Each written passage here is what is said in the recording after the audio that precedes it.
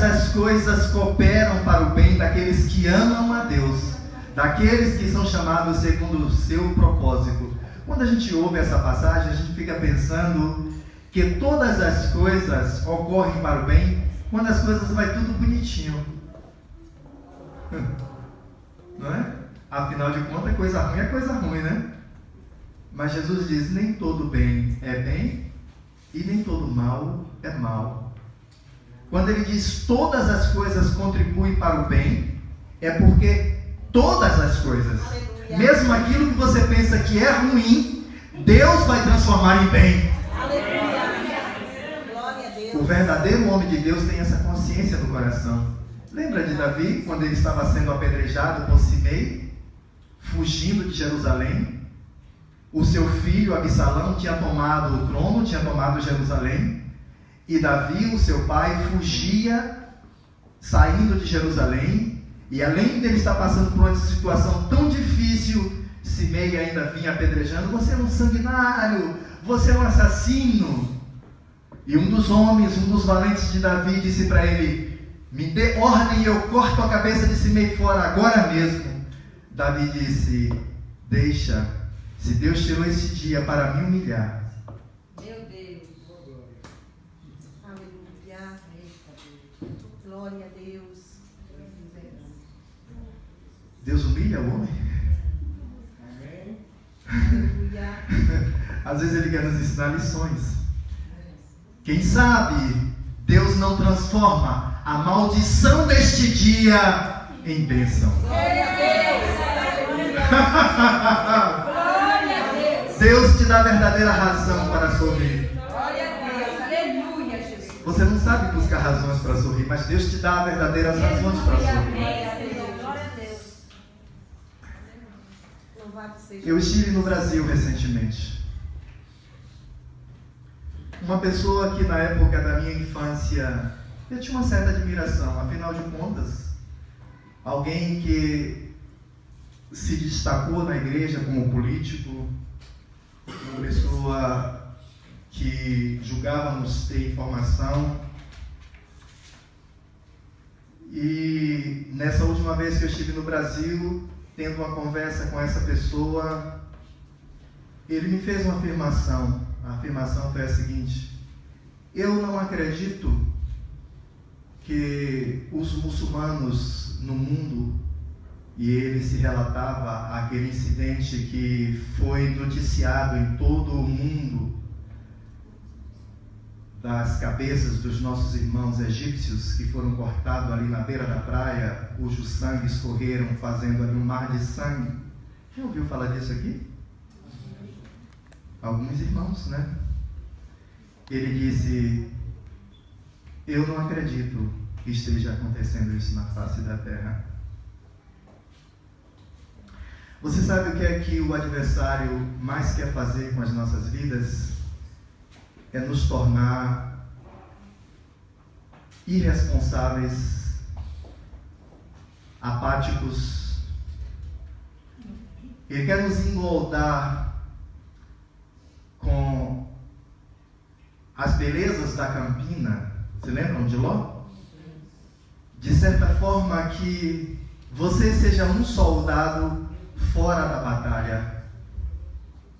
E eu fiquei pensando, como pode alguém que nasceu no Evangelho, foi criado no Evangelho, se expressar dessa forma, não saber o que os incrédulos no mundo sabem com toda a veracidade, estão constatando, mas um que se diz servo do Senhor, que foi criado na igreja, que se desenvolveu na igreja, despreza, descrê, está apático, está totalmente por fora. E eu comecei a pensar, como pode, quando na atualidade existem irmãos nossos que estão fazendo balões de hidrogênio, balões tendo trechos da Bíblia escrito, investindo nisso e saltando sobre o território da Coreia do Norte, para que a igreja que esteja ali dentro possa ter acesso a alguma palavra?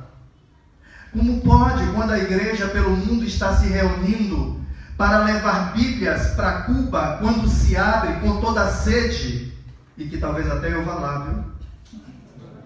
Fazer igual a Paulo, eu quero que vocês financiem isso pra gente. Essa igreja é ou não é uma igreja missionária? Eu sonhei com isso toda a minha vida.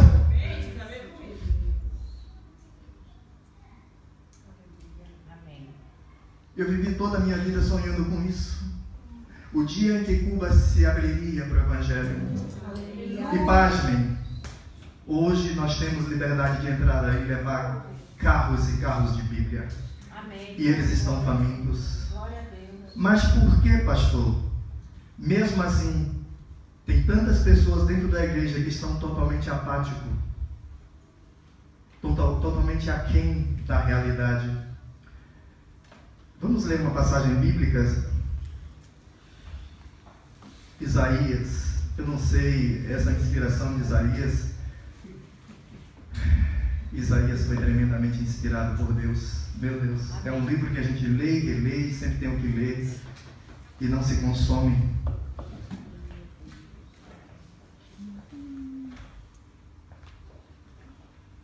Isaías 50, versículo 10 e versículo 11. Eu creio que são os últimos versículos desse capítulo, né?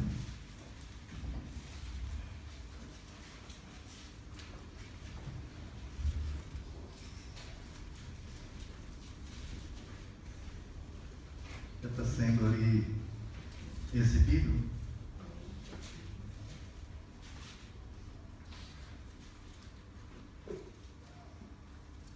Exibido que não é orgulhoso, né? C.S. Lewis diz que o orgulho é a galinha que choca todos os outros pecados. Deu para entender isso aí? O orgulho é a galinha que choca todos os outros pecados. Todos os outros pecados os homens cometem justamente por causa do orgulho. Deus, quando fala em Ezequiel sobre Sodoma e Gomorra, o pecado de Sodoma e Gomorra não começou sendo o homossexualismo, mas começou pelo orgulho. O orgulho foi o teu pecado. É aí que começa a ser gerado todos os outros pecados. Então, em Isaías 50, 10, está assim a palavra de Deus, nos diz assim a palavra do Senhor: quem há entre vós que tema ao Senhor? Ouça ele a voz do seu servo. Aquele que anda em trevas e não tem luz, confie no nome do Senhor e firme-se sobre o seu Deus. 11. Eia todos vós que acendeis fogo e vos cingi com tições acesos, andai entre as labaredas do vosso fogo e entre os tições que ateastes. Isto vos sobrevirá da minha mão, e em tormentos jazereis. Que passagem complicada, pastor. Vocês entenderam alguma coisa aí, gente? Quem entendeu, levanta a mão assim. Alguns entenderam, né? Alguns entenderam, né? Eu vou ter que falar hoje calmamente, tá certo? Eu já vi que eu não posso acelerar o negócio. Quem é entre vós que tema ao Senhor, ouça ele a voz do seu servo. Ouça ele, ouça o Senhor a voz desse servo que o teme. Aquele que anda em trevas e não tem luz. Que coisa estranha, né, irmãos? Nós somos chamados de filhos da luz. Isaías 60 nos diz: Kumi ori, kiba ori. O que significa isso? Levanta-te e resplandece, porque sobre ti vem brilhando a tua luz, ou a luz do Senhor. Enquanto o mundo anda em trevas, nós andamos na luz. Mas parece que esse versículo aqui, ele mostra uma situação contrária. Porque ele diz assim: quem há entre vós que tema ao Senhor, ouça ele a voz do seu servo. Quem teme ao Senhor é servo do Senhor, o Senhor vai ouvir a voz desse servo. Aquele que anda em trevas e não tem luz, confie no nome do Senhor e firme-se sobre o seu Deus. O que o homem mais quer na face da terra é ser o senhor da situação, é dominar todos os assuntos, é saber como solucionar todos os seus próprios problemas. Na verdade, assim vive o homem da ciência. Ele não se lembra de Deus, porque ele acha que pela ciência, tão somente pelo conhecimento, ele será capaz de solucionar, de resolver todos os problemas da humanidade. Então, são pessoas que, segundo o que diz aqui no versículo 11, ele diz assim: ei a todos vós que acendeis fogo. Fogo, para a cultura hebraica, nós já falamos sobre aqui, fala de luz, de conhecimento. Quantos de nós desprezamos o verdadeiro conhecimento e queremos acender as nossas próprias tochas? Queremos trazer luz para os nossos próprios caminhos, quando o salmista diz que é luz para os meus pés, lâmpada para os meus pés, e luz para o meu caminho é o quê? A sua palavra. Então aqui está falando de pessoas que, em vez de levantar a palavra de Deus como luz, porque, irmãos, todos os homens, todos nós passamos por situações, por circunstâncias que são verdadeiramente trevas. Você tem o controle de todas as circunstâncias da sua vida? Gostaríamos de ter. Não é? Gostaríamos de ser o centro. Gostaríamos de ser aquele que tem a resposta para todas as situações. Mas nós não somos. Então, muitas vezes, nós estamos em trevas.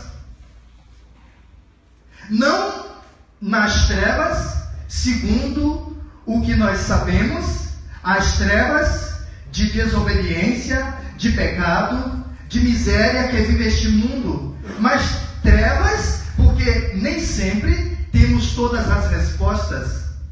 E aquele que sabe que não tem todas as respostas, o escritor, ele diz: ouça ele a voz do seu servo. Que Deus nos ouça quando estivermos em apuros e em apertos. Que Deus nos atenda quando nós não temos uma saída ou não vemos a lâmpada no final do túnel. Mas tem aqui uma palavra que diz: ei a todos vós, o que acendeis fogo, fogo de conhecimento. Acha que por si só ele pode resolver as circunstâncias, ele pode adentrar os problemas e que ele tem a resposta. Afinal de contas, ele tem conhecimento. E vos cingis com tições acesos.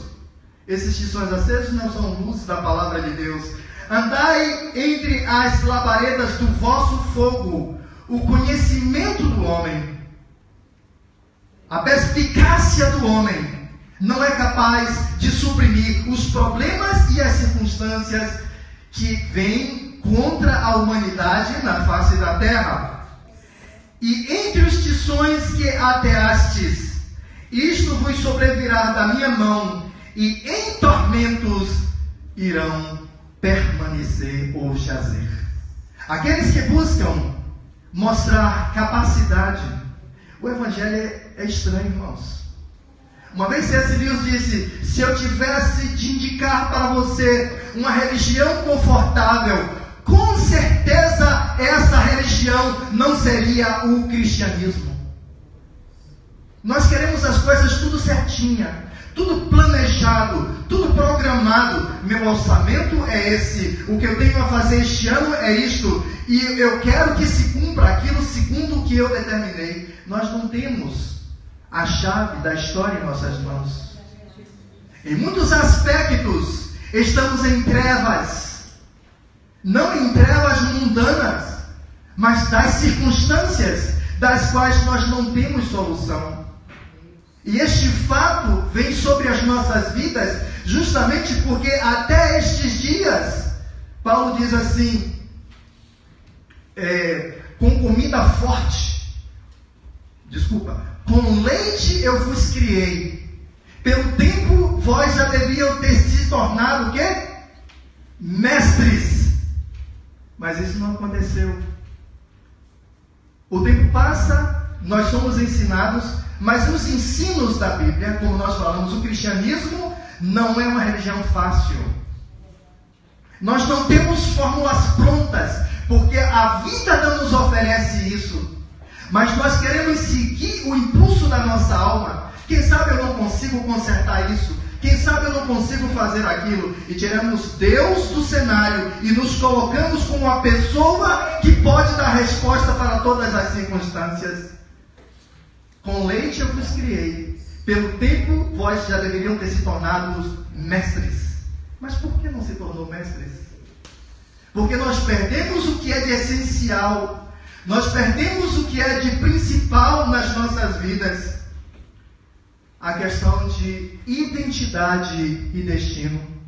Muitas vezes estamos dentro da igreja e nós não sabemos nem quem somos. Existem 5 perguntas que conduz todo o curso da história da humanidade.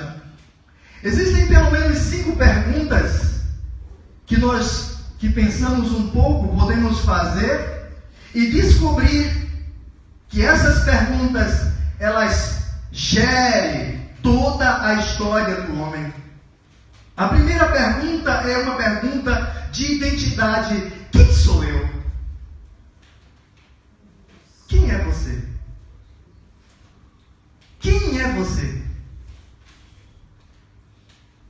Isso é uma pergunta de identidade. Você já se deu conta de quem verdadeiramente você é? A segunda pergunta é: de onde eu vim? Eu acho impressionante que quando nós não temos resposta para essas perguntas, nós nos contentamos com respostas e com afirmações que o nosso adversário, que o nosso inimigo nos dá. A gente não pode se esquecer que na tentação, quando Satanás veio tentar Jesus, a primeira coisa que ele colocou na mente de Jesus, como ele colocou na mente de Eva, foi: se tu és o Filho de Deus. Prestou atenção? A questão de identidade. Se você não sabe quem você é, se você não sabe de onde você veio, quais são suas origens, qual é a sua origem, quem te criou, você vai ter um monte de resposta, porque isso aqui é uma selva. Os que seguem Darwin vai dizer que você surgiu de uma ameba. Se for um pouquinho mais à frente na história, vai dizer que a tua avó, o teu avô é um macaco. Prestou atenção? O mundo, Satanás, se encarrega de trazer uma resposta para você. Porque além da dúvida que ele coloca em seu coração, eu não sei. Eu tive uma conversa com uma jovem aqui nessa igreja. Ela não é dessa igreja. E ela me disse: sabe, né, pastor? E eu sei qual era a origem da conversa. Eu sei de onde veio, de onde procedeu a conversa. A Bíblia hoje está cheia de erros. Aí eu disse para ela: eu te peço que pelo menos me mostre um. Eu não sei, mas está cheio de erro. Eu disse: eu vou repetir. Eu quero que você me mostre pelo menos um. Se você não estiver preparado, se você não estiver consciente, Satanás vai mentir para você que você vai aceitar. Porque não falta resposta. Se, não falta se. Não falta condicionamento. O jovem muitas vezes vem para Cristo, ao coração ardendo, apaixonado por Jesus. Ele descobriu a beleza do Evangelho, que transforma vidas, que tira o homem da penitenciária e transforma em um verdadeiro homem de Deus. Ele descobriu o poder curador, libertador do Evangelho. Há uma paixão tremenda. Joga esse jovem ao mundo, ao campo de batalha, e nós vamos ver o que é que vai sobrar dele. Se você não souber quem você é, se você não souber de onde você veio, e a terceira pergunta é: por que eu estou aqui? Por que você está aqui? Por que você está no mundo? Para que você veio no mundo? Isso fala-nos de propósito. Existem pessoas trocando propósito muito facilmente, porque ele não sabe qual a sua origem, ele não sabe por que está aqui, e facilmente ele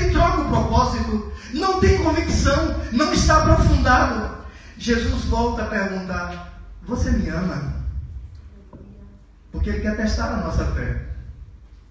Ele quer testar até onde está a nossa fidelidade. Ele quer mostrar para o mundo espiritual quem é você. Paulo disse que nós fomos feitos como espetáculo para os homens. Presta atenção. Nós somos feitos como espetáculo para os homens e para os anjos. Deus aposta em você. Deus apostou alto em você. Então, qual é o seu propósito? Por que você está aqui? O que você pode fazer? Você descobre a sua identidade? Você descobre a sua origem? Você descobre por que você está aqui? Mas o que você pode fazer? Se existe uma coisa pesada para o pastor, é descobrir dons.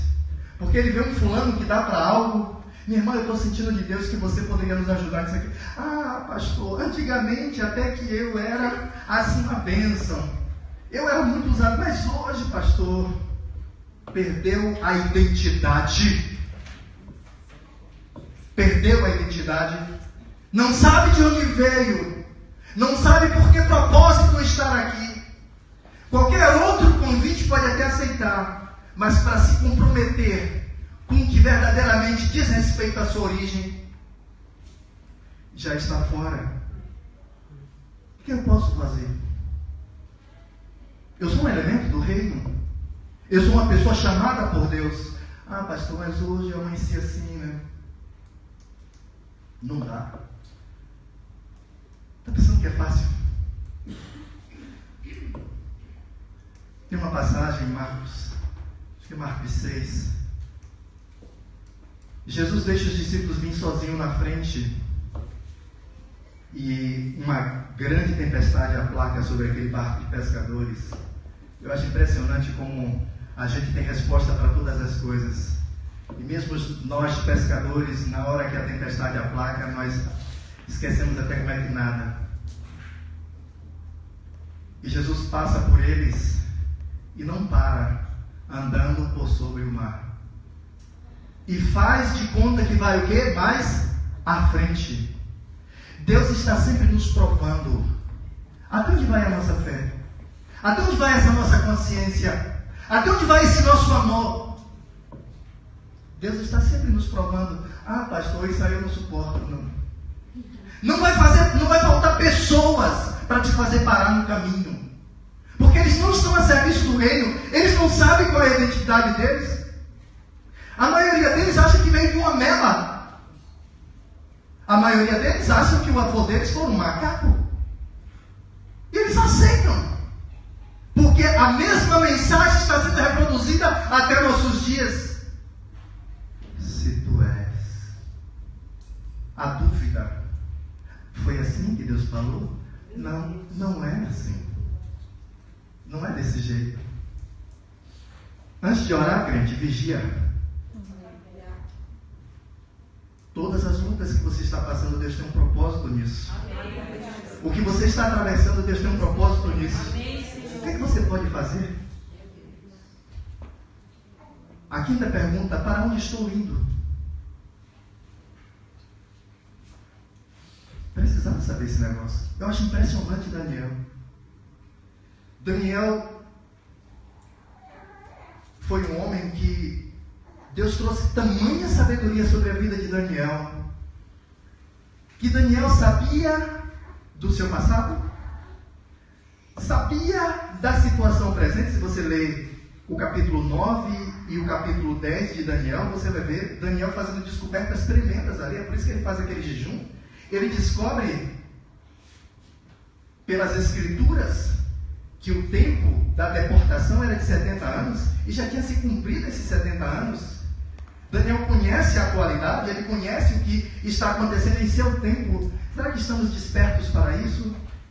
Mas não só com relação ao passado, com relação ao que estava acontecendo em seu tempo. Eu digo com relação ao passado, porque ele identifica o pecado dos seus pais. E ele ora: os meus pais, os nossos pais pecaram, mas eu me arrependo diante do Senhor e eu peço, purifica-nos da nossa iniquidade, mas cumpre a tua promessa segundo aquilo que está escrito em tua palavra. E não somente isso, mas também foi dado a Daniel um conhecimento do que aconteceria no futuro. Quantos crentes hoje, irmãos, vivem como este camarada que nós citamos aqui, totalmente apático, um pucelano, alguém que não tem atitude. Deus espera que você tome atitude. Quando Jesus ia passando, os discípulos começaram a gritar, porque parece que se cumpre ali aquilo mesmo que aconteceu no caminho de Emaús. Eu sempre cito aqui, né? Jesus vai, faz de conta que vai mais à frente, e ele diz, os discípulos clamam, fica conosco, porque as trevas vêm chegando. As trevas vêm chegando, e nós não sabemos como lidar com este negócio. Fica conosco. Não passa na frente. Eu falei aqui quarta-feira, se o céu não se move com relação a você, se mova com relação aos céus. Se o céu você não sente te tocar, toque os céus. O problema é que nós não descobrimos quem somos nós. Nós não sabemos da nossa identidade e nos conformamos com a identidade trazida pelo mundo e pelo maligno. O problema está aí. Afinal de contas, a gente está sempre fazendo coisa mal explicada. Não vou dizer trapaça, mas eu lembro da história do filho pródigo. O homem tinha quantos filhos? 2 filhos. Um dos filhos deixou o orgulho vir ao seu coração. Essa vida aqui é muito monótona. Eu estou chateado desse negócio de ir na igreja.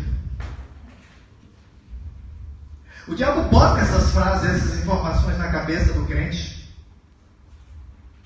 Afinal de contas, o que é que eu vou fazer na igreja? O pastor não sabe pregar? Não diz um bando de profecia pra gente? O que é que eu vou fazer na igreja? Estou cansado dessa vida. Vou viver a minha própria vida. Quantos já têm passado por aqui nesse curto tempo que eu estou aqui? Ah, pastor, essa palavra eu não suporto, o senhor prega muito duro. Eu quero uma coisa mais.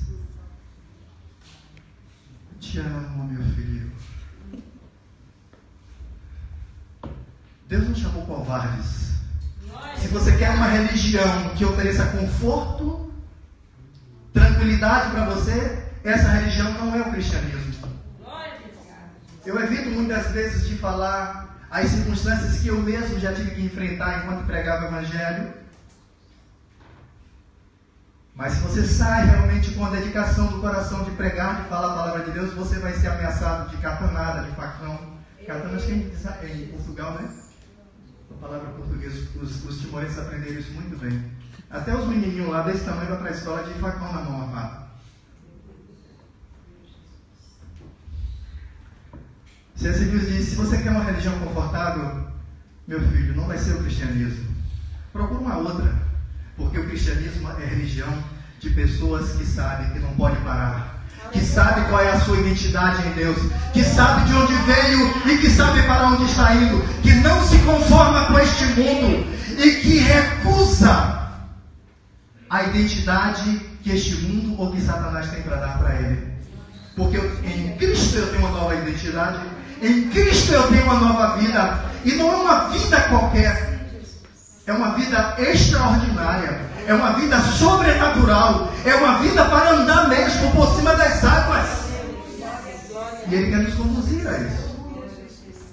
E um dos filhos estava, isso está muito chato, meu pai, aqui, eu vou procurar melhoras para a minha vida, diversão, afinal de contas, dizem os psicólogos, no coração dos homens da nossa época, existe um pressentimento que tem uma festa acontecendo em qualquer lugar ou em algum lugar e eles estão perdendo esta festa. Aliás, não é à toa que aqui mesmo na Suíça, ou aqui no Chuva, em Lausanne, O governo está preocupado com a quantidade de coma alcoólico que acontece nos finais de semana. Porque procuram diversão, procuram de alguma forma preencher esse vazio, porque perderam plenamente essa identidade em Deus. O homem não foi feito para a espórnia, o homem não foi feito para curtir a vida, o homem foi feito para cumprir um propósito, o homem foi chamado para falar as trevas e tirar as trevas dos caminhos de outros, do seu próprio caminho, de falar ao caos e fazer com que o caos se torne um jardim. Você sabe que você foi chamado com essa autoridade? Você entendeu o que eu falei? Você tem a palavra do Senhor com você. E enquanto você fala, enquanto você ora, enquanto você prega, você muda vidas. Nós não fomos chamados para um desfrute. Eu conheço muitos homens de Deus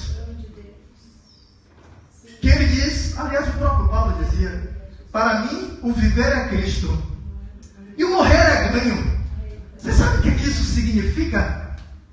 Não existe sentido para a vida longe do reino de Deus. Não existe sentido verdadeiro para a vida se você não viver uma vida para servir a Deus. Ah, pastor, isso é fanatismo. Ok. Não falta identidade dada por alguém para você. Afinal de contas, estamos vivendo em uma humanidade de amebas. A feijoada tá forte, né?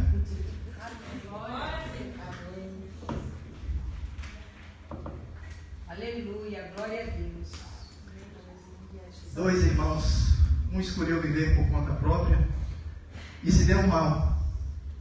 Pensamos que já conhecemos todos os nossos caminhos, o que devemos trilhar. Papai, eu não preciso mais do Senhor, tá certo? Já cresci, afinal de contas, 18 anos? Está na hora, né? De eu procurar o meu rumo. Foi e gastou tudo que o pai tinha.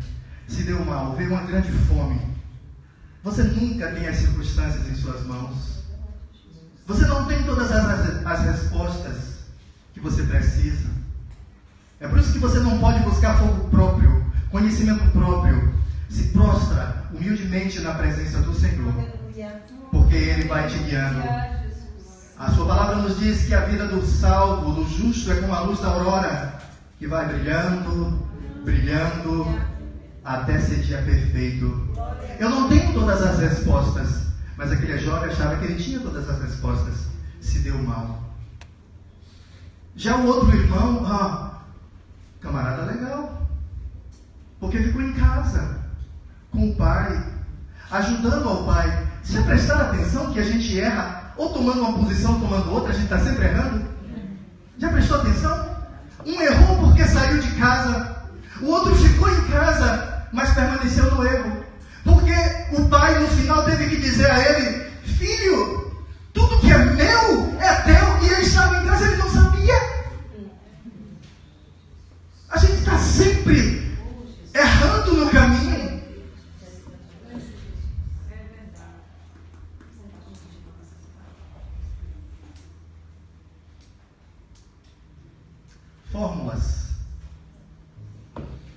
Fórmulas prontas, é o que a gente anda atrás. Afinal de contas, se eu tenho um problema, eu posso chamar a irmã fulana que ela profetiza, que é uma beleza. É só chegar junto dela e o resto até acontece. Fórmulas.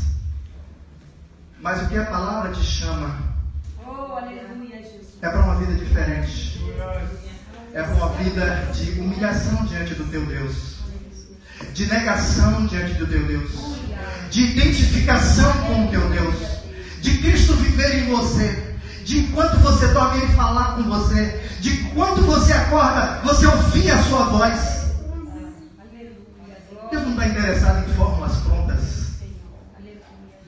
Um profeta, afinal de contas, pode se tornar um ídolo para você. Alguns se dobram a uma imagem de escultura, outros se dobram a alguém que diz que tem um reteté.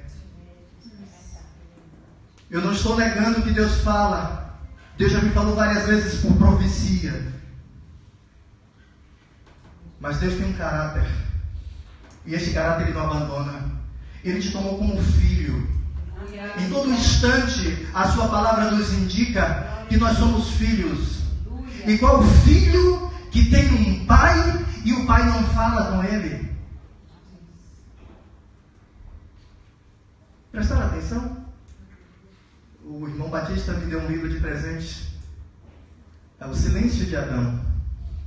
Aqui os irmãos que seguiram o curso do MMI, eles sabem que a gente sempre falou que o homem é alexitímico. O que é isso, pastor? Homem não gosta de traduzir suas emoções. Isso aconteceu com Adão, isso aconteceu com Moisés, isso aconteceu com Abraão, isso aconteceu com vários homens de Deus. Na hora de falar, se omitiram, ficaram calados. Na hora do caos, na hora da escuridão, ficaram calados. Abraão teve a sua criada oferecida a ele para ele gerar um filho, e ele aceitou. Significa que ele ficou calado, ele aceitou. Quem cala consente, quem consente cala.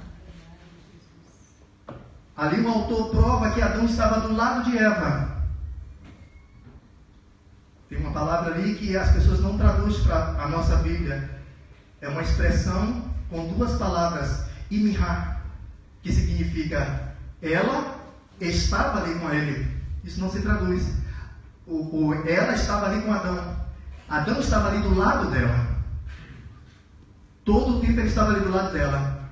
E quando Eva ouviu toda a mentira do diabo, Adão estava ouvindo também. E quando Eva tomou e comeu, ao mesmo instante ele vai e oferece a ele ela, e a ele ele come. Ele não está escuso do pecado, ele pecou juntamente com ela. Ele consentiu, ele calou. Deus, o nosso Pai, ele não é assim. No caos ele fala. No caos ele brada a sua voz. No caos ele se faz ouvir. Eu não sei como está a sua vida. Se você está se sentindo dentro de um caos, se você está conturbado, a voz de Deus está bradando. Ele tem te tomado para ser filho. Ele não quer mediadores, porque o próprio Deus é o seu mediador. Vocês entendem isso? Ele não quer que você tenha Santa Maria, Mãe de Deus. Ele não quer mediadores. Eu estava ouvindo uma história. Um padre bem católico. Eu não gosto dessas conversas não, mas às vezes. E foi uma irmã ser atendida por este médico. E ele disse: olha, vocês protestantes até é um povo legal, mas esse negócio de vocês não gostarem de Maria. Ela disse: não, mas não é que a gente não gosta de Maria, é outra coisa. Então me explique. Aí ela disse: doutor, você é um médico, está certo? Sim. Imagine se eu chegasse aqui no seu consultório e em vez do senhor vir me consultar, vir me examinar, o senhor dissesse: não, minha mãe está aqui e ela é uma pessoa muito boazinha, eu vou mandar ela consultar, e a sua mãe não é médica. Qual seria a sua reação, doutor? Deus não quer outro mediador que não seja Ele mesmo. Ele não quer outro mediador que não seja o seu próprio Filho, que é Deus. Ele ofereceu um sacrifício, rasgou o véu. Ele fez a obra completa para que hoje nós tivéssemos um Pai, cujo Pai nós podemos escutar a sua voz. Nós não temos todas as respostas, mas estamos navegando. Nós não somos plenamente perfeitos. Os irmãos que frequentam aqui a oração do sábado, nós trouxemos há 2 semanas atrás uma lição sobre santificação. Existem muitas coisas na Bíblia que a gente não entende, porque nós já somos santos, mas também estamos sendo santificados. Nós ainda não chegamos à plenitude, apesar de Paulo dizer: nós que já somos perfeitos, em Filipenses no capítulo 3, mas imediatamente ele diz: não que já tenhamos alcançado a perfeição. Que rolo é esse, Paulo? Precisa estudar a Bíblia, porque senão alguém tem uma resposta do seu próprio punho e você vai ouvir e você vai acertar. Aliás, até muitos intérpretes têm trazido buscar solução para uma situação que é meio complicada de se entender. Irmãos, tem muita gente pensando que é fácil, que basta eu saber 2, 3 versículos e estou completo. precisa conhecer a palavra de Deus, precisa comer, não se apartar dela, meditar nela de dia e de noite. Mas afinal de contas, pastor, a gente está preocupado com tanta coisa. Quem vai pagar minhas contas, pastor? Quem vai cuidar da minha família, dos meus filhos? Ah, pastor, o senhor não sabe como é a minha vida. Eu já vivi isso. Eu já trabalhei em grande companhia, tomava conta de igreja. E tinha que distribuir ceia para muitas irmãzinhas que não tinham condição. Decaiu ali. Eu vou terminar aqui contando esse caso para vocês. A nossa vida precisa estar ocupada pelo que diz respeito à obra de Deus. Descobrir a nossa identidade, a nossa origem, o nosso destino, nosso propósito de estar aqui. Quando eu ia distribuir a ceia com aquelas irmãs, eu detesto o perfume da Avon.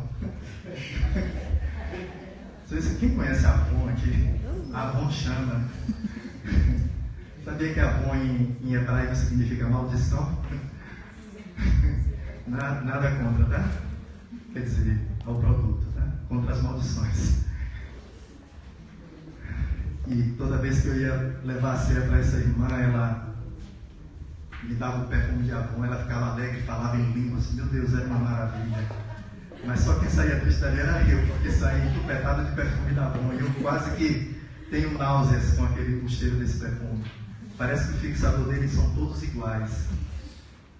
Mas penamos para fazer a obra de Deus. Não é fácil, mas é para isso que temos sido chamados. Para andar sobre as águas. Você não é um qualquer. Você não é um ninguém. A sua identidade está escondida em Deus. É impressionante como Paulo fala em Éfesos. Ele começa no capítulo 1 dizendo que Cristo assentou-se depois de completar a sua obra ao lado de Deus.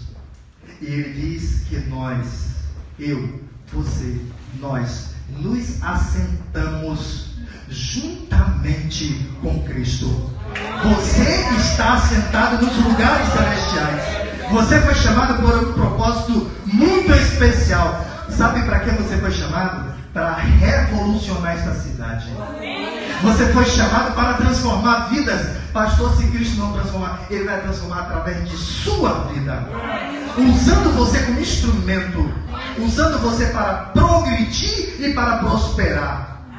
E este mundo vai ver Deus. Este mundo vai ver Cristo através de você. Curve suas cabeças em nome de Jesus. Pai, nós sempre erramos. Se saímos de casa, erramos. Como filho que ficou em casa, também erramos. O Senhor tem nos feito herdeiro de bênçãos infindas, de favores extraordinários. O Senhor tem nos chamado para uma vida nova e totalmente diferente. Para uma vida que afete este mundo.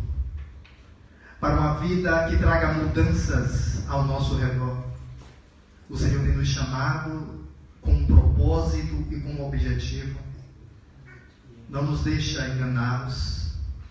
Não deixa-nos enganados como Eva, que foi enganada pela serpente. Mas que saibamos qual é a nossa identidade e qual é o nosso destino. Que nós não precisamos de alguém fora de Cristo que interceda, que seja mediador. Pai, no nome de Jesus, ajuda-nos a saber que temos um Pai que fala conosco e que guia-nos, mesmo quando ao nosso redor só existe trevas. Pai, eu não sei que circunstância os meus irmãos estão vivendo, Senhor. Pai, na autoridade do nome de Jesus, eu te peço que o Senhor fortaleça os corações, que eles entendam que tudo que estão passando é para crescer na graça e no conhecimento de Cristo Jesus, o nosso Senhor. Que temos um que intercede por nós, além de Cristo, o Teu Espírito Santo, que está em nós e que está conosco. Ajuda-nos a descansar em Tuas promessas.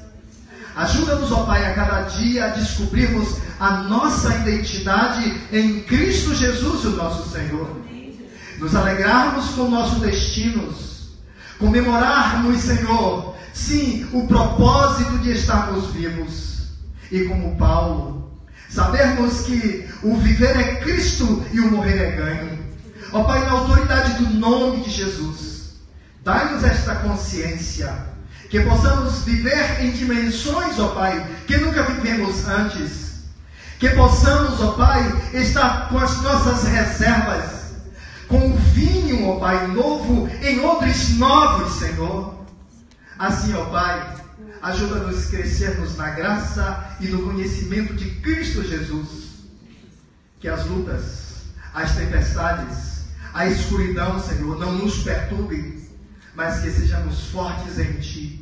Nós não temos todas as respostas, Pai, mas de Ti vem o verdadeiro conselho.